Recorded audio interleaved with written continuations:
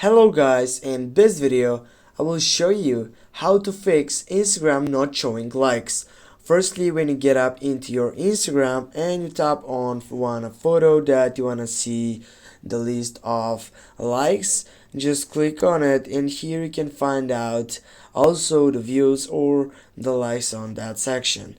Yeah, here you can find out, but when you go up into your profile also and choose a site on Line Gap, go on and go on the like section, and here also you can find out all people that liked your post.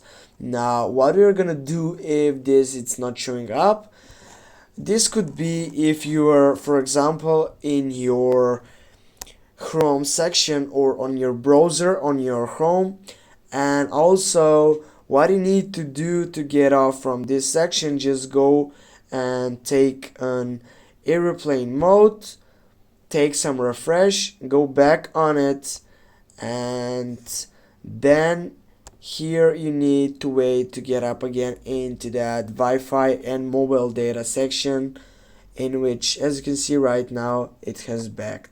Thanks for watching. I hope help you. Don't forget to hit that like and share the video. See you soon, guys.